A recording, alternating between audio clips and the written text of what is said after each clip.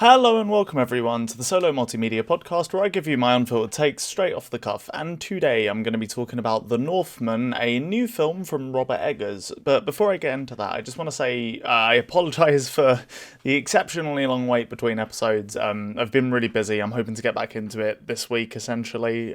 This Monday today. I don't know when this will be uploaded, probably immediately, to be honest. But yeah, I've just been really busy, basically. But I'd like to get back into it, and this is kind of a banger to get back into it with. I actually watched this film a little while ago. Like I said, it's from Robert Eggers, and stars people like Anna Taylor-Joy and William Dafoe. And I can't pronounce the lead guy's name. He's called Alexander someone. But for those who don't know the director, he made two films previously. One was The Witch with two V's, so The Vitch, and The Lighthouse. And I've seen both of those films, and as a big fan of horror, I really, really enjoyed both. The Lighthouse especially, specifically is one of my favourite films of all time at this point. Essentially, I consider it a masterpiece. But both films were very unique, very striking, very atmospheric, and there were lots of technical elements that were done incredibly well. So the first thing to really point attention to is cinematography is always bang on. All of it, there are always in his films incredible looking shots, and the entirety of The Lighthouse looks incredible.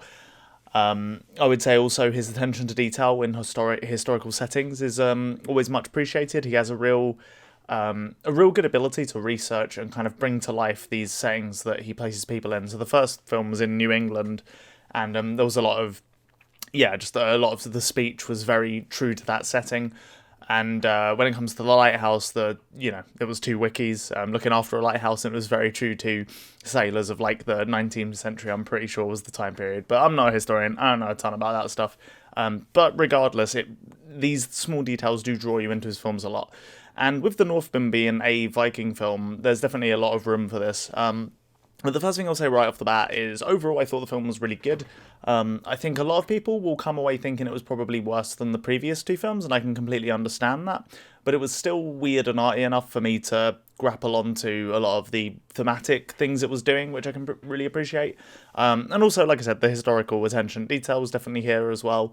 It maybe wasn't as strong as with some of his others. Like, one of the things I noticed is there were a couple actors that maybe the accent was slightly less believable than others, and I feel like in previous films, admittedly he's had less actors in those films, but it definitely felt like there were a couple actors where maybe this could have been improved.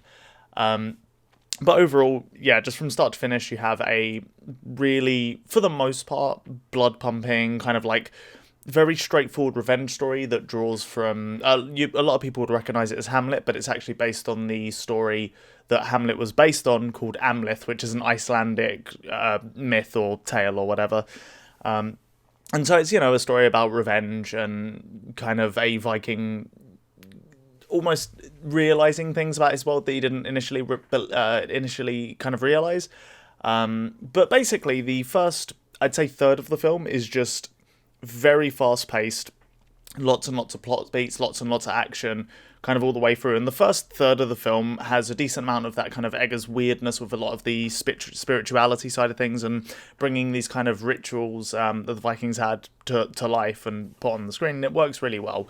But probably the biggest issue I had with this film is the pacing, because I feel like right in the middle of the film so there's a point where the son, basically the plot is that you have like a Viking son, and his dad comes back from, a big kind of like a big raid or whatever. Like, they've been on raid tour, I don't know what you'd call it, been on pillaging, offshore pillaging or whatever, for God knows how long.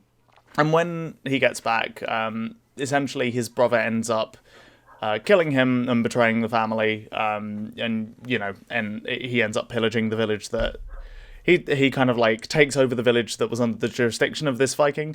Then the son runs away and, finds a group of people to kind of like grow up with, and, essentially joins their ranks for a while until he can kind of like realize his own ambitions. And there's kind of a time jump. And what he discovers is that, I'm trying to remember the uncle's name. I think it was Folnir, something like that. When he discovers where Folnir is, he discovers that he owns like a piece of land with a number of slaves and that kind of thing. So he actually kind of, the son seeking revenge, throws himself into slavery under Folnir, so he can kind of like fuck with his life stealthily.